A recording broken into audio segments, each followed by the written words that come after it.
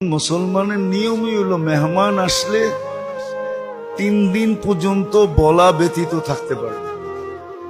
শরীয়তের থেকে অনুমতি 3 দিন। কয়দিন?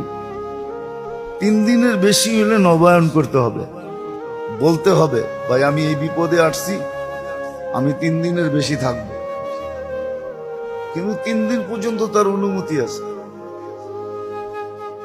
আবার সুসংবাদ দিছে, মেহমান আসবে বরকত নিয়া, খায়া যাবে নিজেরটা, সে যেটা খাইতেছে এটা তারই রিজিক, সে খাইতেছে, তোমাকে বরকত দেয়া যাবে, যখন চলে যাবে তোমাকে বরকত দেয়া যাবে।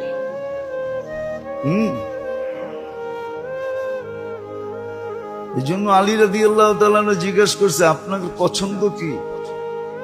বলছে ওয়ায়ুকরিমু যায়িফ, মেহমানদারি করা আমার খুব পছন্দনীয়।